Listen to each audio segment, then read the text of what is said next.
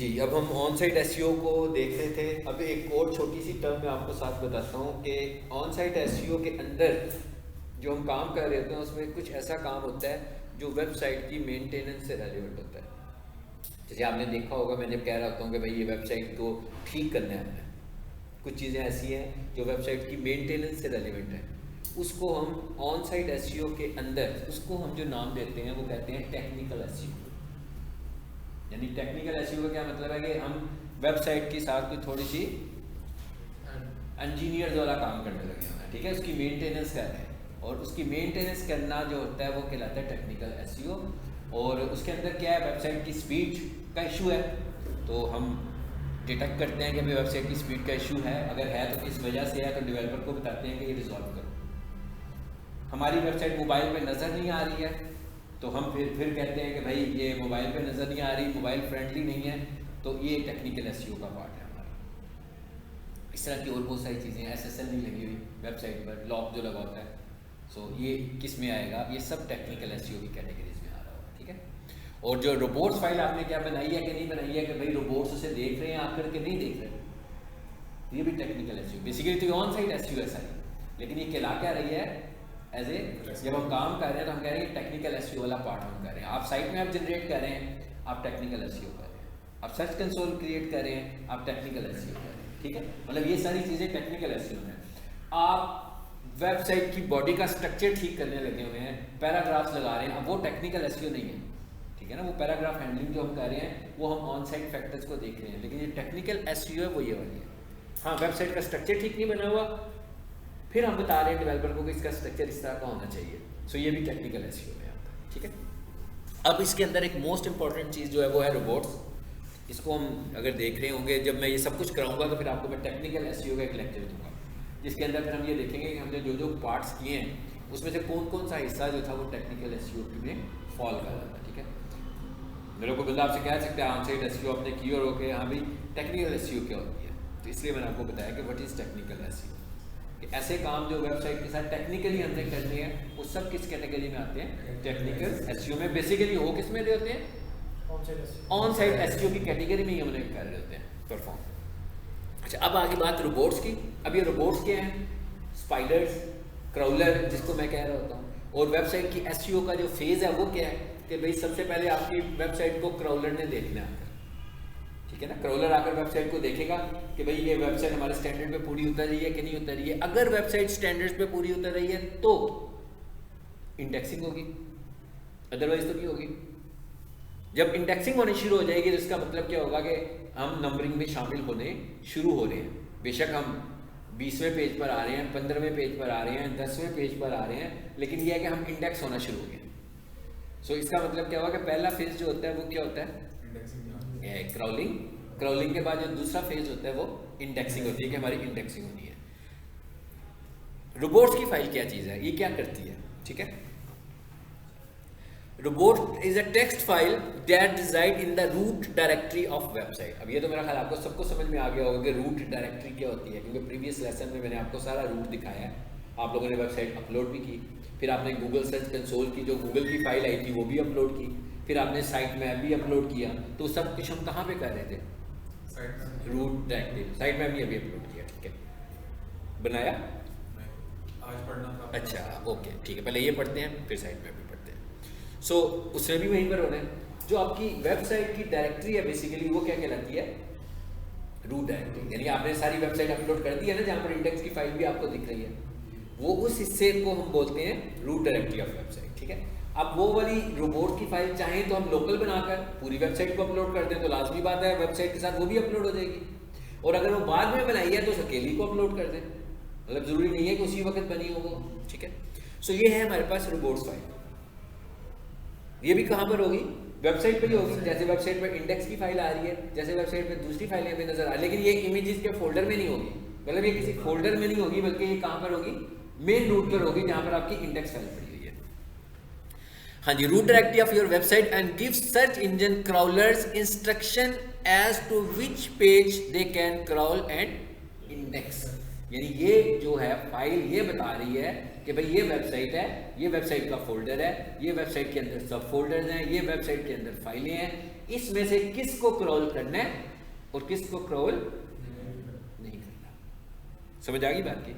यानी यहाँ से हम इंस्ट्रक्शन दे रहे हैं। क्रॉलर आया आपकी वेबसाइट पर, अब जब मैंने वेबसाइट अपलोड किया तो आपने देखा था ना कितने फोल्डर्स थे, तो क्रॉलर को आके तो समझ नहीं आई करना क्या मैंने, क्या मैं एक एक फोल्डर को खोल कर देखूँ? जैसे हम लोगों ने कहा था कि भाई हम जिप फाइल बना लेते हैं, तो जिप फाइल बनाकर हम चीज़ों को चेक करते हैं ताकि हमें एक फाइल की सूरत में लेकर जाए।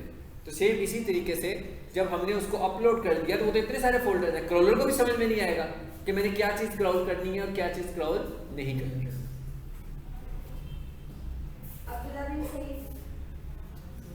टेनिस लगवा दें। मोहम्मद नवाज, मोहम्मद ताहा, अब्दुल्ला, राना उस्मान, हाफिज सलीम, मोहम्मद उमर, हसीब, हैदर, कमर बिलाल, मोहम्मद शकील, मोहम्मद अहमद।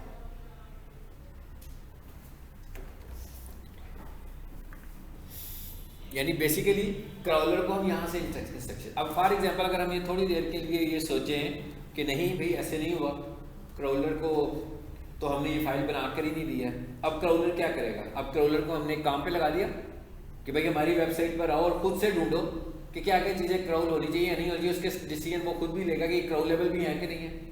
हो सकता है आपकी वेबसाइट पे कुछ ऐसा डाटा भी पड़ा हो जिसका ताल्लुक की वेबसाइट से हो। मिसाल के तौर पर मैंने अपनी एक वीडियो यूट्यूब के लिए रखी है, मेरे पास कोई जगह नहीं थी, मैंने कहा इसको भी सेव कर लेता हूँ, तो चलो मेरी इस पोस्टिंग में सेव तो रहेगी ना, तो मैंने वो भी अपलोड कर दी वहाँ पर सिर्फ बैकअप के तौर पर। तो क्रॉलर तो उसको भी सर्च करेगा। और क्रॉलर ऐसे नहीं है कि क्रॉलर कोई फिजिकल चीज़ है या जिसे हम देख रहे हैं, वो एक सॉफ्टवेयर की सूरत में चल रहा है और उसने हर वेबसाइट को एक ख़ास टाइम के लिए देखना है। यानी आपकी वेबसाइट पर आया, देखा उसने, उसके बाद उसने कितना टाइम वहाँ पे गुजारना है, कोई फिक्स टाइम नहीं है, लेकिन वो जितनी देर वहाँ पे रहेगा इसे हम बोलते हैं क्रॉल बजट। मतलब उसका जो टाइम है आपकी वेबसाइट पे पहले से डिसाइडेड नहीं है, उसने आपकी वेबसाइट के कंटेंट को देख कर उसके मुताबिक आपकी वेबसाइट पर टाइम गुजारना है और इस उसके गुजारे हुए टाइम को हम बोलते हैं क्रॉल बजट। यानी क्रॉल टाइम जो है उसका बेसिकली क्या कहलाता है? क्रॉल बजट कहलाता है। अब ये जो क्रॉल बजट है ये कितना है? नॉट डिक्लेयर्ड कि भाई ये 10 सेकंड का है, 1 सेकंड का है, 4 सेकंड का है, 1 मिनट का है, बिल्कुल फिक्स नहीं है। तो इसका मतलब क्या हुआ कि हमें बहुत स्ट्रेट फॉरवर्ड होकर उसको बता देना चाहिए कि भाई ये स्क्रॉल करो और ये क्रॉल ना करो, ताकि वो हमारे टाइम के ऊपर जब आए तो ये ना हो कि क्रॉल किए बगैर ही चला जाए। यानी उसे समझ ही कुछ ना आए कि मुझे क्रॉल क्या करना है। पहले जितने टाइम के लिए वो आया था, अब ये बजट कैसे बनता है? बजट वेबसाइट के कंटेंट के हिसाब से बनता है और वो खुद बनाता है। इसका कोई फार्मूला नहीं है हमारे पास बनाने के लिए कि हम कहें कि यार हम खुद कैलकुलेट कर लें वेबसाइट का उसका कितनी देर वो रुकेगा हमारे पास। बिल्कुल इसका कोई फार्मूला नहीं है। वो कब आएगा ये भी हमें नहीं पता, लेकिन इसकी एक साइंटिफिक तरीका ये होता है कि अगर आप चाहते हैं कि क्रॉलर आपकी वेबसाइट पे बार बार आए तो हम क्या करते हैं? अपनी वेबसाइट को ज़्यादा से ज़्यादा अपडेट करते हैं, क्योंकि जब भी आपकी वेबसाइट पे कोई नई चीज़ आएगी तो क्रॉलर के विजिट्स आपकी वेबसाइट पे बढ़ना शुरू हो जाएंगे। और जब आप बहुत देर के बाद अपनी वेबसाइट को चेंज करेंगे तो इसका मतलब होगा, जो पता होगा यार ये डाटा तो अभी बहुत महीने के बाद जिन्होंने चेंज करना है, 2 महीनों के बाद चेंज होगा, तो उसमें विजिट्स भी आपके कम हो जाएंगे। ये भी आपको मैंने सब बताया कि रिवॉर्ड्स फाइल क्या है। क्या समझ में आया? तो क्रॉलर सर अगर हम ये फाइल ना बनाएं रोबोट वाली, तो क्रॉलर आके इंडेक्स का वो जो वेबसाइट है उसका हेडिंग देखता कि मुझे यहाँ से क्या इन्फॉर्मेशन मिलेगी? नहीं, वो इंडेक्स नहीं, वो फाइलों को देखेगा। वो हर दफ़ा आपकी फाइलों को देखेगा और वो आकर देखेगा मुझे क्या करना है, कहाँ से देखना है। यानी कि उसको हमने पढ़ने लगा दिया कि आओ खुद से एनालिसिस करो। बिल्कुल उसी तरह जैसे मैं कहता हूँ ना, इमेज है, अगर इमेज की विड्थ और हाइट हम मेंशन कर दें तो इसका मतलब क्या होगा? हमने गूगल को कंफर्टेबल कर दिया कि भाई इसको कितनी स्क्रीन की ज़रूरत है। लेकिन अगर मेरे इमेजेस इस तरह के हैं जो अनडिफाइंड है, कोई बड़ा है कोई छोटा है, अब गूगल ने क्या करना है, पहले से एक ये एनालिसिस भी करना है कि जो इमेजेस हैं इसके लिए मुझे कहाँ कहाँ एडजस्ट करना है, कौन कौन सा इमेज कितनी जगह लेगा। तो इसका मतलब क्या होगा? फिर मैंने उसको पढ़ने डाला हुआ, इससे क्या होगा? मेरी वेबसाइट की स्पीड स्लो होगी। लेकिन अगर उसके पास साइजेस पहले से ही मेंशन होंगे कि भाई इस साइज़ के इमेजेस हैं तो उसके लिए चीज़ें आसान हो जाएंगी। ठीक है, ये भी एक इमेज ऑप्टिमाइजेशन का एक फैक्टर है कि अब दोनों चीज़ें तो हम फिक्स नहीं कर सकते। विड्थ और हाइट फिक्स करेंगे तो वो तो एक स्पेसिफिक साइज का इमेज बन जाएगा। तो हम क्या करते होते हैं कि विड्थ को फिट कर देते हैं, एक चीज़ को फिट कर दें तो भी हम उसके लिए आसानी पैदा कर देते हैं। ठीक है, अब वापस आ जाते हैं इस पर। ये तो भी हमने देखा कि क्रॉलर क्या है, समझे अभी हमने, हाँ करता है, सॉरी रोबोट्स क्या है कि क्रॉल करता है। रोबोट्स की फाइल में हम बताते हैं क्या क्रॉल करवाना है, बस। तो उसके बाद है robots is a plain text file. अब ये भी एक फाइल है, जैसे index.html एक फिक्स नाम था फाइल का, इसी तरह आपकी वेबसाइट में जो रोबोट्स फाइल होती है इसका नाम भी फिक्स होता है। और क्या नाम होता है? txt। यानी इसका मतलब ये HTML फाइल नहीं है, ये HTML फाइल नहीं है, ये एक सिंपल इंस्ट्रक्शन है जो हम उसको दे रहे हैं। और इस फाइल के अंदर बेसिकली आप यूँ समझ लो कि हम कुछ रूल डिफाइन कर लेते हैं, कुछ अलाउ करने के और कुछ डिसअलाउ करने के। यानी हम कहते हैं कि भाई इसको देखना और इसको ना देखना, तो ये रोबोट्स के हमने रूल बनाने हैं कुछ। उसके बाद आगे चले जी। A robot file consist of one or more rules. ठीक है, each rule blocks or allows access for given crawler to specific file path in website. यही बात बताइए मैंने भी आपको। चलिए आगे चलें। रोबोट्स एक्सक्लूशन स्टैंडर्ड, इससे क्या मराद है? अभी मैंने ऊपर डेफिनेशन में भी हमने पढ़ा अलाउ और डिसअलाउ। तो एक्सक्लूशन स्टैंडर्ड्स का मतलब कि हम क्या डिसअलाउ करने लगे हुए हैं। इसको हम जिसको हम डिसअलाउ करें, हम चाहें तो इसको एक्सक्लूशन स्टैंडर्ड्स बोल दें, चाहें तो हम इसको रोबोट्स एक्सक्लूशन प्रोटोकॉल बोल दें। ठीक है, is a standard used for websites to communicate with web crawlers and other web robots। ठीक है, कहते हैं ये जो रोबोट्स की फाइल है ये वेब सर्वर के साथ कम्युनिकेट करने में हेल्प करती है जी। What happened if you don't have a robots file? ये हमें यहाँ पर बहुत सारे मैंने क्वेश्चन इस स्लाइड में खुद से बना के रखे हुए हैं कि क्या होगा। ठीक है, if robot file is missing, search engine crawlers assume that all publicly available pages of a particular website can be crawled। गलत हो गया ना?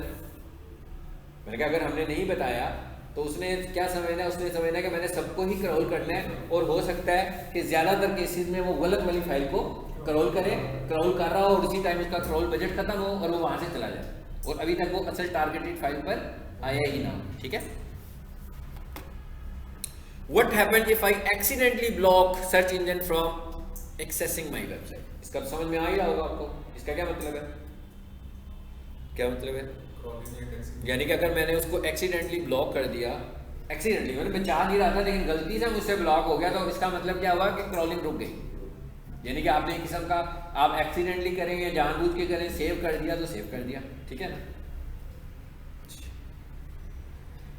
अब क्या कहता है जी, do you need a robot text file? अभी इतनी सारी हमने बातें की हैं तो इसका नतीजा हम खुद निकाल लेते हैं कि जी बिल्कुल इसकी हमें ज़रूरत है। Yes definitely need to have a, if you don't want to exclude any page or directories of your website from appearing in search engine results. अच्छा, अब इसमें ज़रूरी नहीं है कि हमें हर दफ़ा कुछ निकालना ही हो, नहीं भी निकालना तो आप छोड़ सकते, बता सकते हैं, लेकिन ये कब करेंगे हम? जब हमारे पास कुछ ऐसा डाटा हो, जैसे मिसाल के मैंने अपना कोई बैकअप रख लिया अपने सर्वर पे, वेबसाइट पे, फिर मैं बता दूंगा कि भाई इसको एक्सक्लूड कर दो। जैसे मैंने एक वीडियो का फोल्डर बनाया और उसके अंदर मैंने कोई 10-15 वीडियोस रखी हुई है, तो वो उस फोल्डर को भी क्रॉल करना शुरू हो जाएगा। या मैंने एक टैब का फोल्डर बनाया, उसमें मैं क्या करता हूँ कि जब मैं हर 5 दिन के बाद अपनी वेबसाइट को अपडेट करता हूँ, तो जो उसका प्रीवियस वर्जन होता है वो उस टैब में रख देता हूँ। मेरी बात समझ में आ रही है ना? मिसाल के तौर पर मेरा क्लाइंट मुझे कहता है कि ना ये मेरी नई चीज़ें ये अपडेट करते हैं, मैं कर देता हूँ। अगले दिन मुझे कहता है वो गलती से हो गया भाई ये काम, तो वापस वही वाला ले आया। मेरे पास होना चाहिए ना, दोनों वर्जन होने चाहिए। वो मैंने टैम्प के फोल्डर में रखा हुआ, मैं उसको वापस रिस्टोर कर दूंगा। लेकिन ये टैम्प का फोल्डर है, ये क्रॉलर के लिए तो नहीं है, ये तो मैंने अपने बैकअप के लिए रखा हुआ है, तो मैं इस फोल्डर को डिसअलाउ कर देता हूँ। मैं कहूँगा इसे क्रॉल नहीं करो। समझ आ गई बात की?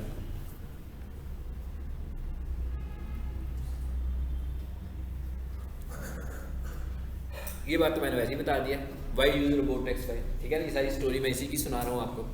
अब आपने एग्जांपल देखनी हो तो आपने फेसबुक का देख लेंगे रोबोट्स फाइल। वो जिस वेबसाइट का देखना चाह रहे हैं, कंफर्म करना चाहते हैं कि भाई क्या इस फाइल की वेबसाइट की रोबोट्स फाइल बनी हुई है कि नहीं बनी हुई है, सिंपली आप जाएं। ठीक है, मैं क्या सिंपली इधर आए, यहाँ आकर लिखें, जैसे मैं कहता हूँ फेसबुक की बनी हुई है रोबोट्स फाइल, तो ठीक है। बनी है ना, काफ़ी बड़ी बनी हुई है। अब वेबसाइट्स की, आम वेबसाइट की इतनी बड़ी नहीं होती है, इसलिए उसका कंटेंट बहुत बड़ा है ना। ले जिसकी मैं देख लेता हूँ DC किचन की,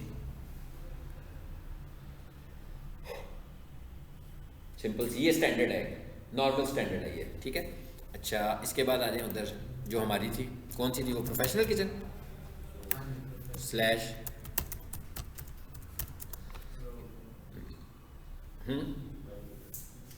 जिसकी देखनी है इस तरीके से हम देख सकते हैं, ठीक है।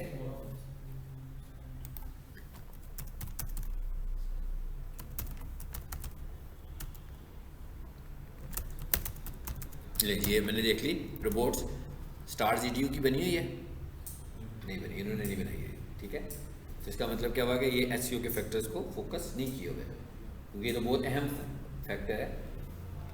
सही स्पेलिंग लिखे ना मैंने। चले जी वापस आ जाते हैं स्लाइड पे। जी क्या लिखा हुआ जी, 2 important things to know about robots file. The first thing is that any rule you add to the robots are directives only. This means it's up to search engine to obey and follow the rules. कहता है आपने जो किया है तो आपने अपनी website के हवाले से इंस्ट्रक्शन दे दिया, लेकिन जो क्राउलर है, गूगल है, उसकी अपनी मर्जी है कि वो उसको फॉलो करेगा कि, यानी कि आप उसको बाउंड नहीं कर रहे हैं कि करना ही इस तरीके से है। In most cases they do, but if you have content that you don't want to include in the index, the best way is to password protect the particular directory or page.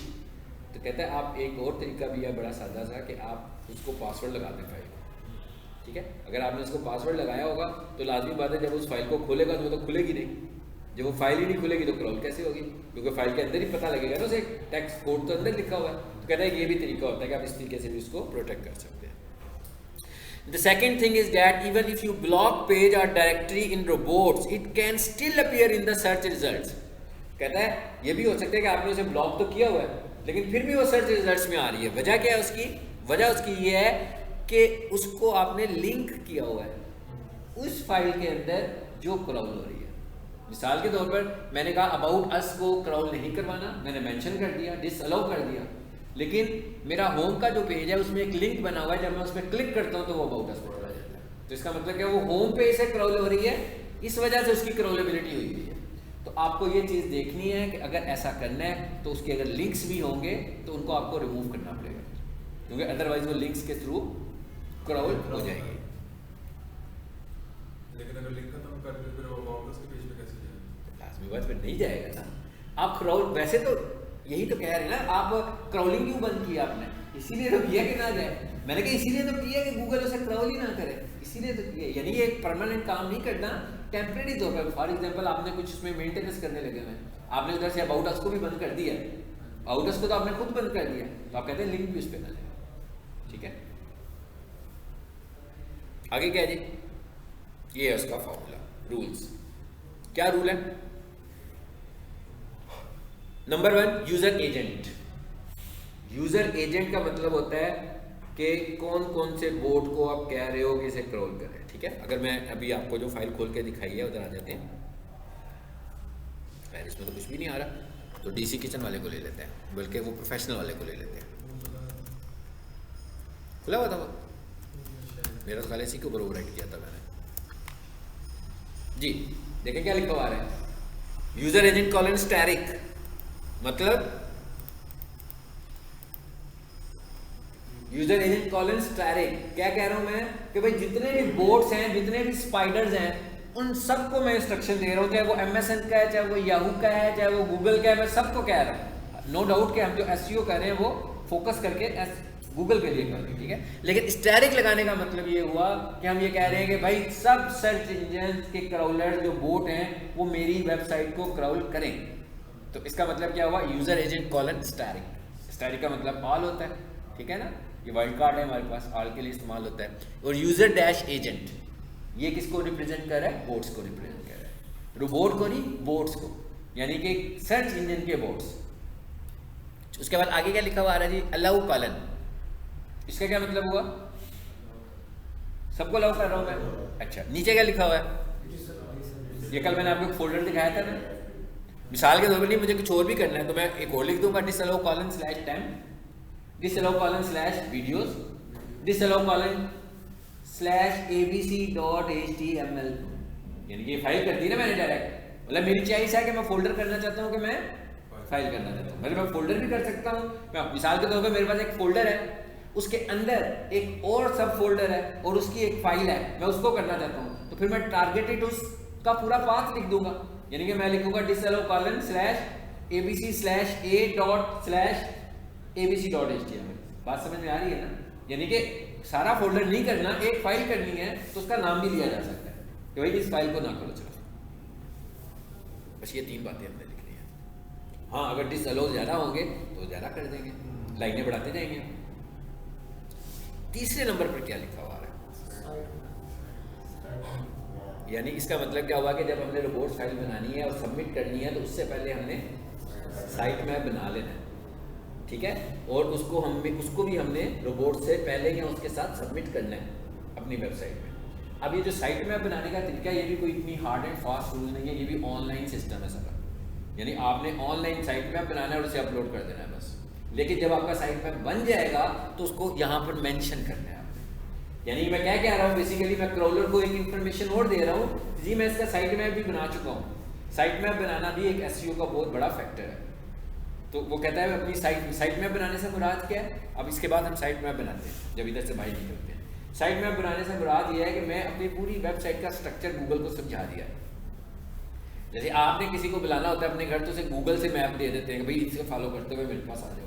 तो मैंने उसे अपनी website का पूरा map दे दिया कि भाई ये मेरी वेबसाइट है, ये इसके मेन्यूज़ हैं, इन मेन्यूज़ के अंदर ये सब कुछ पड़ा हुआ है। तो इसका फ़ायदा क्या होगा कि गूगल जब क्रॉलर आपकी वेबसाइट पर आएगा फिर उसको कुछ आसानी होगी कि मुझे क्या क्या चीज़ें कहाँ से देखनी है। लेकिन ये जो साइट मैप आप बनाते हो, ये आप उस वक्त बनाओगे जब आप अपनी वेबसाइट को कंप्लीट कर लोगे। ये ना हो कि आपने क्वार्टरली वेबसाइट कंप्लीट कर ली है, आपने साइट मैप बना दिया, लेकिन उसके बाद फिर बहुत सारी चेंजेस आई, फिर आपका स्ट्रक्चर ही चेंज हो गया सारे का सारा। शुरू में आपने आर्टिकल्स भी नहीं रखा हुआ था, ब्लॉग भी नहीं रखा हुआ था, वीडियोस भी नहीं रखी थी फॉर एग्जांपल मेन्यूज में। बाद में आपने सोचा नहीं ये भी होने चाहिए, तो अब स्ट्रक्चर तो चेंज हो गया आपकी वेबसाइट का, मेन्यूज भी चेंज हो गया आपके। यानी ये साइट मैप आपने कब जनरेट करना है? फाइनली जब आपकी पूरी वेबसाइट बन जाएगी, आपने उस वक्त इसको क्रिएट करना है, ठीक है?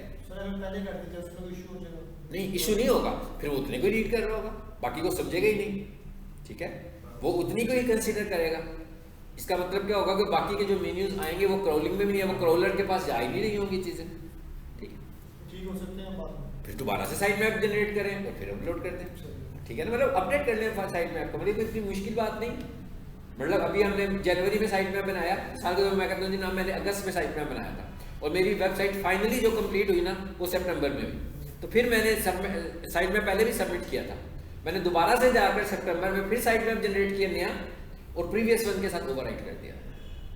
और इसी तरह गूगल सर्च कंसोल में गए, जैसे आपने कल देखा था, मैं यूजर गया था, उधर भी साइट मैप का ऑप्शन है, वहां जाकर भी दोबारा से सबमिट कर दिया। पहले अपलोड किया, फिर गूगल को भी सबमिट कर दिया कि जनाब ये नया आ गया मेरा, इसको देखो, प्रीवियस को ना देखो, ठीक है? अदरवाइज वो खुद से देखेगा जितना टाइम ले, क्योंकि क्राउल तो कर है ना आपकी वेबसाइट को, तो उधर साइट मैप भी पड़ा हुआ है आपके पास। ये इसको पहले स्लाइड को मुकम्मल करते हैं, फिर आगे चलते हैं, ठीक है जी? ये सारे समझ में आ गए, ये सारे रूल समझ में आ गए। यानी ये आपने टाइप करने हैं, और अगर आपको टाइप करने में कोई उलझन हो रही है, भाई नहीं समझ में आ रही है, तो कोई मुश्किल नहीं है, किसी भी वेबसाइट का उठाओ यार, इस पूरे को कॉपी करो, जो जो चीज़ें चाहिए आपको। अगर आपको कुछ डिसअलो नहीं करवाना तो छोड़ दो, डिसअलो को भी रिमूव कर दो। आगे साइट मैप लिखा हुआ है, सिर्फ ये है कि आपने जो साइट मैप अपनी वेबसाइट का बनाया होगा यहाँ पर अपना लिख दो, बाकी तो सब कुछ सेम है। इस फाइल को सेव कर लो, कैसे? robots.txt के नाम से। मिसाल के तौर पर मैं ये कहता हूँ कि ये मेरा है, मैं नोटपैड में आता हूँ, ये मैंने नोटपैड खोला, यहाँ लाकर मैंने इसे पेस्ट कर दिया, ले जी मैं अब इसी को अपना बनाने लगा। ना मुझे इसे चेंज करने की ज़रूरत है, ना मुझे इसे, ना मुझे इसे, ना मुझे इसे। मुझे लगता है कि यार एक और फोल्डर भी है, तो मैंने यहाँ आकर लिख दिया disallow:/tab, चलो ठीक है। उसके बाद कहा मेरी वेबसाइट जो है ना वो बेसिकली क्या है, मेरी वेबसाइट ये है, ये नहीं है, तो मेरी वेबसाइट है xyz.com। सर ये जो लॉक पे कुछ नहीं लिखा हुआ, इसका मतलब है कि सारे पेजेस उसके, हाँ, इसका मतलब है कि ये डिजिटल में बाकी सब अलग है, यानी कि बाकी मेरी बड़ी फाइलें हैं, HTML की फाइलें हैं जो सब एक दूसरे से रिलेटेड है। इमेजेस का फोल्डर है, उसको भी तो करना है ना, इमेजेस को भी तो हमने करना है जी, बस बाकी सब सेम रहेगा। हर फाइल का नाम robots.txt ही होगा और हर साइट मैप का नाम sitemap.xml ही होगा। जैसे index.html है ना, इसी तरह साइट मैप का नाम भी फिक्स है। बस ये बन गया हमारा। अब इसको मैं सेव कैसे करूंगा? फाइल सेव एज में जाऊंगा और इस फाइल का क्या नाम रख दूंगा? लो जी, ये रोबोट्स की फाइल बन गई आपकी। ठीक है, इसको भी हम मेन रूट के ऊपर अपलोड कर देंगे। और फॉर एग्जांपल अभी तक आपने प्रोजेक्ट अपलोड ही नहीं किया तो आप जिप करेंगे तो साथ ये भी चली जाएगी, तो खुद ही अपलोड हो जाएगी। ठीक है ना, क्योंकि ये वाला काम भी आपने देखा ऑनलाइन नहीं हुआ। सर्च कंसोल जो हमने बनाया था वो क्या किया था? वो लाइव करके करना था, वो ऑफलाइन नहीं था। लेकिन रोबोट्स की फाइल ऑफलाइन बन सकती है, मगर जो सर्च कंसोल है वो ऑफलाइन वेबसाइट का नहीं बन सकता। ठीक है, इसी तरह जो साइट मैप है आपकी वेबसाइट का वो भी ऑफ साइट नहीं बन सकता, उसके लिए भी आपकी वेबसाइट लाइव होनी चाहिए। ठीक है, चलो आगे आ जाते हैं वापस। अब देखते हैं स्लाइड में कुछ बचा है तो उसको भी देख लेते हैं। यूजर एजेंट समझ आ गई नहीं? यूजर एजेंट्स क्या है मैंने एक्सप्लेन किया हुआ है। इस लिंक पे क्लिक करें जरा। क्या है भाई, ये लिंक नहीं है, टेक्स्ट लिखा हुआ है। नहीं, लिंक की है लेकिन ये क्लिक क्यों नहीं हो रहा? ये भी सारा अच्छा तस्वीर लाया हूँ मैं। क्या लिखा हुआ है जी?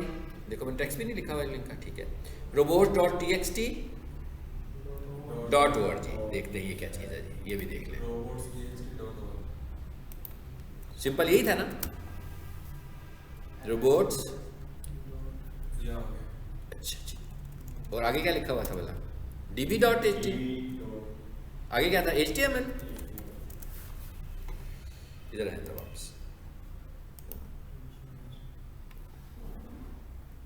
हाँ जी, आ गया रोबोट्स का डेटाबेस सारा। इसको आपने पढ़ना जरा। ये मुख्तलिफ किस्म के उनके रोबोट्स के नाम हैं, सर्वर्स के। ठीक है, हमसे लेना देना कुछ नहीं है, बट नॉलेज के हिसाब से आपको इनका भी पता होना चाहिए। अच्छा, आ जाए वापस। डिसअलाउ समझ आ गया, ये भी मैंने बता दिया आपको।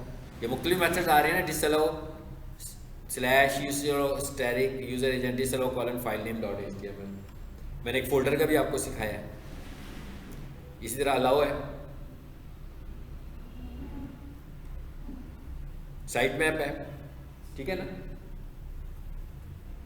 और फाइनली क्या है जी? Virtual robots file.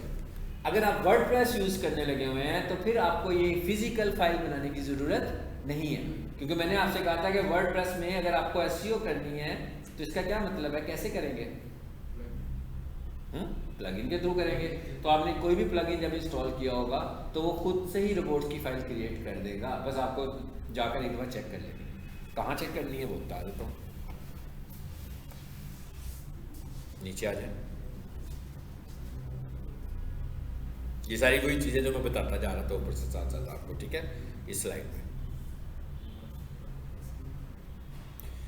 जी ये वर्डप्रेस का स्क्रीनशॉट लिया हुआ मैंने। हाँ, वर्डप्रेस में इस वक्त ये SEO का वाई बना हुआ आ रहा है। योस्ट का एक प्लगइन होता है SEO का जो ज़्यादा पॉपुलर प्लगइन है योस्ट के नाम से, वही इंस्टॉल हुआ है। आपने उस पर क्लिक करना है तो ऊपर आपको ऑप्शन नज़र आ जाएगी फाइल एडिटर। जब आप इसके अंदर जाएंगे ये कहाँ मिलेगी, ये मैंने इसके पाथ भी लिखा हुआ है कि SEO यानी कि ये वाला। उसके बाद क्या आएगा? टूल्स। इसके नीचे टूल्स खुलेगा, उस पर क्लिक करोगे तो फाइल एडिटर आ जाएगा। तस्वीर में टूल्स नज़र नहीं आ रहा आपको? यहाँ पर SEO टूल्स और फाइल एडिटर, ये देखें। यानी कि आप जैसे ही फाइल एडिटर में जाओगे तो यहाँ पर ये चीज़ आ रही होगी, पहले से ही सेव होगी, ये पहले से ही बनी होगी। ठीक है, ये उसके लिए यही मैंने आपसे कहा था कि उसमें बहुत सारी चीज़ें हमारे लिए आसान हो जाती हैं, ऑटोमेटेड चीज़ें होती हैं। लेकिन एनीवेज मैं वर्डप्रेस की वेबसाइट को जिस तरह हम बनवाते हैं उस तरह रिकमेंड नहीं करता। ठीक है, डेंजरस वेबसाइट होती है। हाँ, अगर आपने महंगी वेबसाइट बनाई, क्योंकि पाकिस्तान में वर्डप्रेस वेबसाइट बनाने का कॉन्सेप्ट ये है कि भाई सारे तो प्लगइन फ्री मिल जाते हैं, कर लेते हैं इंस्टॉल, तो लोग सस्ती भी इसीलिए बना देते हैं। लेकिन जब आप किसी को ये कहेंगे ना कि मुझे वर्डप्रेस की साइट बना दो और मुझे हर प्लगइन परचेज चाहिए बीच में, तो आप बजट इतना ऊपर चला जाएगा कि आप डर जाएंगे उसका बजट सुन के। ठीक है, वो आपको फ्री, और ये फ्री प्लगइन वाली वेबसाइट होती है, इसी वजह से ये स्लो भी होती है। जो पेड प्लगइन्स होंगे वो वेबसाइट स्लो नहीं होगी। लेकिन प्लगइन्स के साथ आपके साथ इशू ये है कि ये प्लगइन्स जो होते हैं ये बनाए जाते हैं। इसका मतलब क्या होता है कि वक्त के साथ साथ चेंजेस होती हैं, इनकी अपडेट्स आती हैं, आपको इन्हें अपडेट भी करना पड़ता है। और एक टाइम ऐसा भी आता है कि कोई ना कोई प्लगइन एक्सपायर भी हो जाता है। तो इसका मतलब क्या होता है, फिर हमें उसको सब्स्टिट्यूट पे लेके जाना पड़ता है। तो इतनी ज़्यादा मेंटेनेंस मोड में अगर कोई ना हो, देखना रहो, यानी वेबसाइट को बनवाकर छोड़ दिया हो, तो आपकी वर्डप्रेस की वेबसाइट करप्ट भी हो जाती है। और जब आपकी साइट करप्ट हो जाएगी, फिर अगर आप दोबारा से डेवलपर के पास जाएंगे तो वो ये कहेगा जनाब ये जितने बनाने में मेरे लगेंगे ना उससे डबल इसको ठीक करने में लगेंगे। जैसे मकान बना के गिरा के नए सिरे से उसमें अल्ट्रेशन करते हैं ना, तो ज़्यादा टाइम लगता है उसमें। तो वो कहता है इससे बेहतर है कि और बनवा लें मुझसे। सो इसलिए मैं इसको रिकमेंड नहीं करता हूँ, इस प्लेटफॉर्म को रिकमेंड नहीं करता हूँ वर्डप्रेस को। मुझे ज़्यादा बेहतर लगता है कि कोडिंग बेस्ड वेबसाइट जो होती है आपकी, वो आपके कंट्रोल में होती है, ठीक है। और उसके अंदर आपको कोई अपडेट्स की ज़रूरत नहीं है अनटिल आप अपनी वेबसाइट अपडेट नहीं कराना चाहते। यानी आपको अपनी वेबसाइट अपग्रेड करवानी है तो, लेकिन आपको टाइम टू टाइम उसके कोड को चेक करते रहना। तो ये तो होगी हमारी ये वाली चीज़। और अब फाइनल चीज़ जो थी इसके अंदर साइट मैप, कि साइट मैप कैसे बनता है, ठीक है, इसमें आ जाते हैं जी। अब ये देखें मैं क्या करने लगा हूँ, साइट मैप बनाने लगा हूँ मैं खुद से। मुझे कुछ नहीं करना, मुझे कुछ नहीं लिखना, ऑटोमेटिकली साइट मैप जनरेट होगा।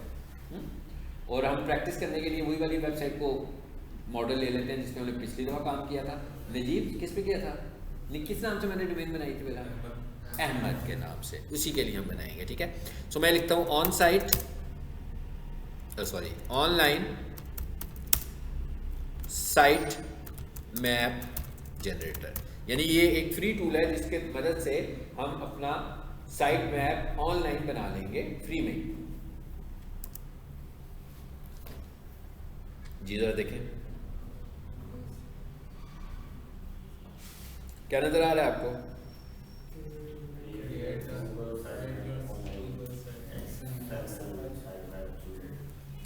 यानी कि कहता है ये टूल्स हैं, पहले 2-3 में से ले लो, सबसे ऊपर वाला बेहतर है।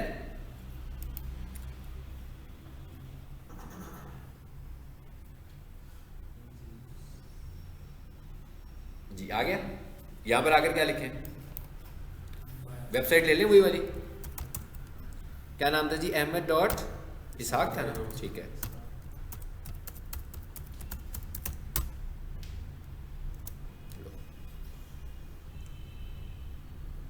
आ गया। इस वेबसाइट को यहाँ से पकड़ते हैं, कॉपी करते हैं और वहाँ ले जाकर पेस्ट कर देते हैं। स्टार्ट का बटन प्रेस करते हैं। बेसिकली ये भी एक फाइल बनेगी जो कोड की सूरत में बनेगी हमारे पास। ये भी एक कोड है बेसिकली, और इस कोड को हमें ना समझना है ना कुछ लेना देना है हमारा, हमें इसे कुछ नहीं लेना, हमें इसे अंडरस्टैंड भी नहीं करना है कि क्या बन गया है, ये कैसे बना है, ना हमने इसे कभी टाइप करना है। इसे हमने जब भी बनाना है हमेशा ऑनलाइन ही जनरेट कर देना है। तो यहाँ से हम गए जी व्यू साइट मैप डिटेल्स पे, और ये क्या लिखा हुआ है, डाउनलोड। सिंपली इसको भी डाउनलोड मैं कर लूँगा वैसे ही जैसे उसको किया था। आ गया, तो बस बन गया साइट मैप। अब हम इधर आते हैं और हम एक काम करते हैं ना, दोनों फाइलें बना लेते हैं, इसकी रिपोर्ट्स भी बनाते हैं और साइट मैप भी बन गया, दोनों को अपलोड कर लेते हैं ताकि आपको ये भी साथ में समझ में आ जाएगा। मैं वेब सोल पर चलता हूँ जहाँ से काम किया था हमने।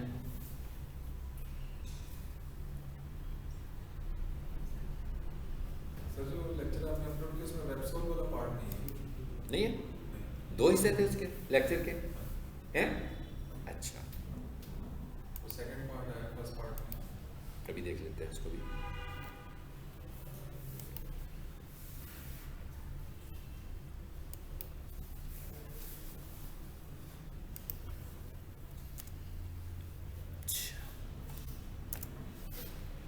इसको भी मैंने कहा खोल के साथ ही देख लेंगे। इधर आ जाएं जी, इसे क्लोज करें। अब कहाँ कर जाएं, सर्विस में, ठीक है। इस पर क्लिक करते हैं, ये रिन्यू हो गई है, इसकी पेमेंट हमने कर दी थी कल। सर ये एवरेज अंदाज़न कितनी पेमेंट होती है सर्विसेज की या होस्टिंग? अंदाजन क्या 10,000 रुपया देखिए मैंने कहा बोले ये वाला जो पैकेज है ना, हाँ ये 10,000 समथिंग का। इसमें 2,500 की SSL है, बाकी होस्टिंग का पैकेज है। लेकिन आपने देखा था ना इसके अंदर ऐड इन डोमेन की ऑप्शन थी। अभी मुझे एक स्टूडेंट आया हुआ था, वो बता रहा था कि वो उसने कोई लोकल होस्टिंग कंपनी है, उससे उसने 2200 रुपये में लिए होस्टिंग। तो मतलब वो भी मिल जाती है, लेकिन जब इस तरह की कंपनीज हो रिलायबिलिटी नहीं होती है ना उसकी। इन लोगों की साइट तो कभी डाउन नहीं होती है जो अच्छी कंपनीज होती हैं। ले जी इधर आगे सी पैनल में चले।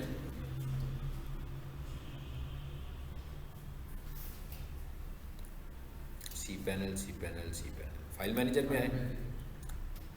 उसके बाद पब्लिक HTML में जितनी भी सब डोमेन होंगी सब पब्लिक HTML में होंगी। हाँ जी, यहाँ से हम अहमद में आ जाते हैं जी। अब अहमद में ना ये है मेन रूट, इसे बोलते हैं मेन रूट ऑफ डायरेक्टरी।